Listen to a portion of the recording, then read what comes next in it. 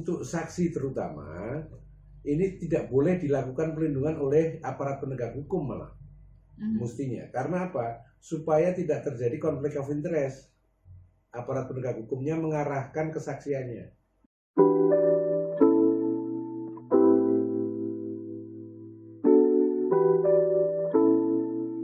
90,4 FM Sonora Medan, sahabat Sonora, masih di Harmoni Keluarga Special Talk Show bersama LPSK. Saya Rini Aprianti masih bersama Pak Hasto, juga ada Bu Uncus. Dari tadi saya nggak dengar suaranya Bu Uncus nih.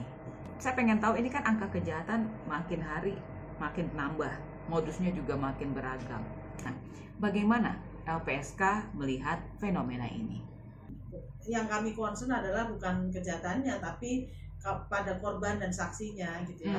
Makin tinggi kejahatan, otomatis mungkin korban yang terdampak juga makin banyak gitu, makin tinggi jumlahnya.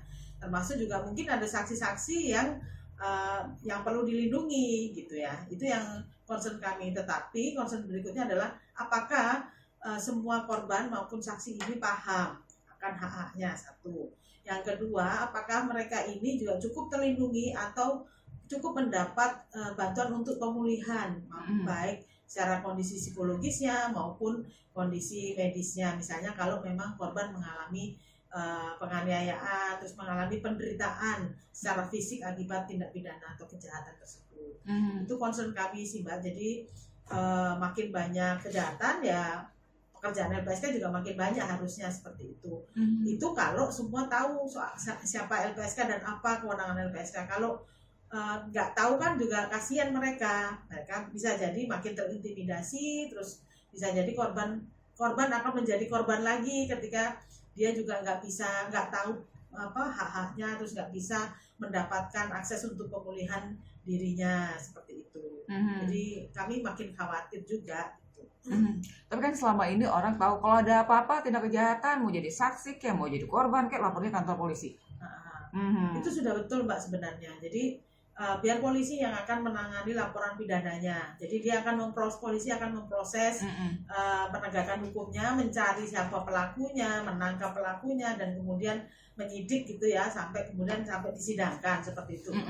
Nah, sementara LPSK juga harusnya berperan dari awal ketika melakukan pendampingan kepada saksi korbannya itu gitu ya, untuk mereka mendapatkan perlindungan dari awal. Karena seringkali setelah mereka lapor, maka seringkali dapat ancaman dari pihak yang dilaporkan. Ancamannya macam-macam, bisa jadi memang ancaman secara fisik, bisa jadi ancaman secara di WA atau di SMS gitu ya. Itu kan bisa mempengaruhi kondisi psikologisnya, dan bisa jadi juga dilaporkan balik, itu juga ancaman. Jadi dia laporkan balik dengan tuduhan pencemaran nama baik. Nah, kalau begitu perlindungan yang diberikan oleh LPSK seperti apa aja? Macam-macam perlindungannya, tergantung dari tingkat ancaman, satu, tergantung juga kasusnya, yang kedua. Nah, yang kita bisa provide untuk perlindungan fisik ketika memang ancamannya secara fisik gitu ya. Itu bisa kita sediakan rumah aman, terus pengamanan begitu. Terus kita juga ada perlindungan hukum.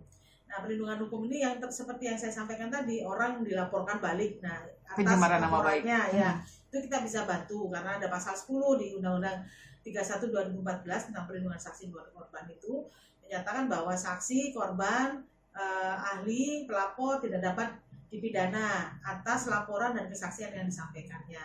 Seperti itu, tidak dapat dituntut pidana maupun perdata. Nah, kita lindungi soal itunya. Terus kemudian kita bisa bantu untuk yang pemenuhan hak proseduralnya. Dalam artian ini, hak proseduralnya ini dalam proses pengadilan pidana, misalnya yang bersangkutan butuh translator, penerjemah karena nggak bisa bahasa Indonesia, misalnya orang asing atau masyarakat di daerah yang bahasa Jawa terus nggak bisa bahasa Indonesia, seperti itu. Terus kita juga bisa bantu untuk bantuan untuk konseling hukum, nasihat hukum dan sebagainya. Termasuk pengacara nggak? kalau pengacara enggak, tapi kita akan merujuk kepada pengacara, itu bisa kita lakukan. Pengacara Tapi kalau negara ya? enggak harus pengacara negara, Mbak. Kalau mereka bisa, kalau pengacara negara kan sebenarnya Jaksa.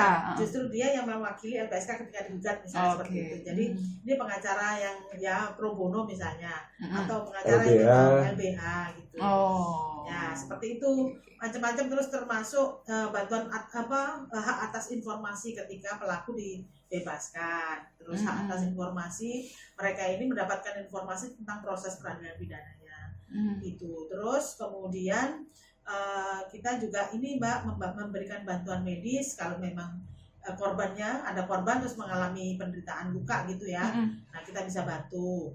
Kemudian ada konseling psikologis, bantuan psikologis untuk bagi korban yang memang terganggu psikologisnya, mengalami trauma karena kejahatan tersebut. Terus ada bantuan psikososial. Psikososial ini ya LPSK harus bekerja sama dengan instansi lain, lembaga lain untuk sandang, pangan, papan untuk para korban ini.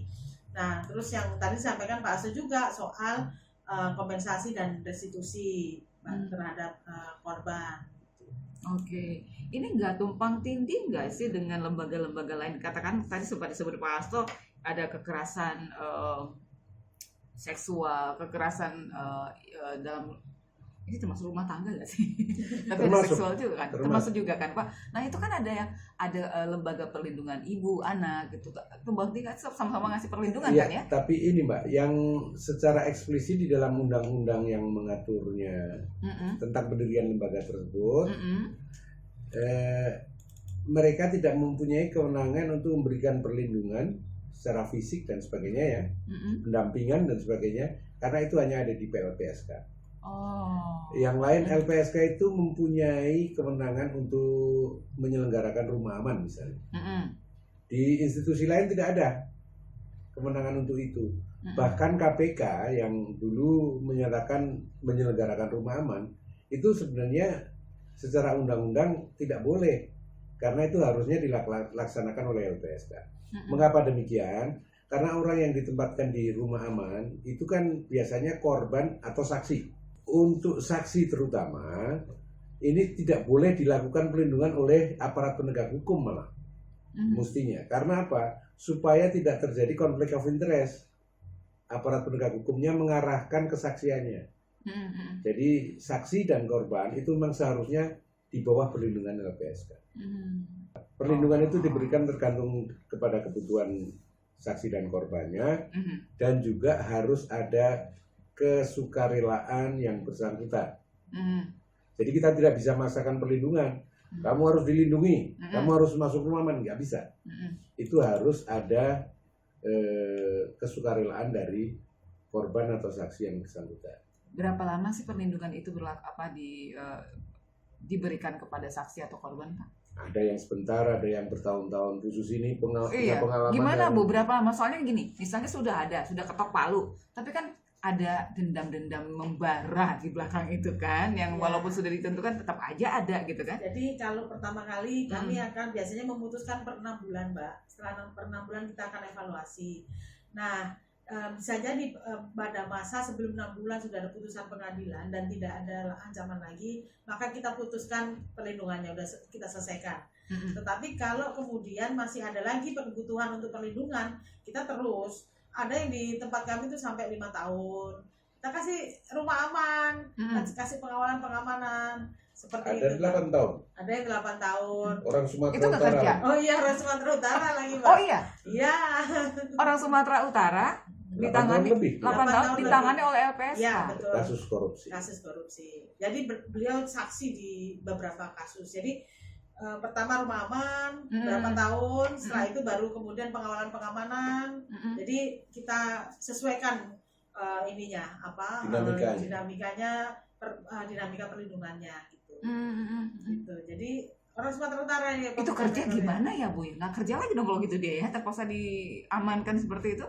Kalau bekerja sih tetap Mbak, kan ada pengamanan yang 24 jam. Jadi LPSK bisa memberikan pengawalan melekat pada yang bersangkutan.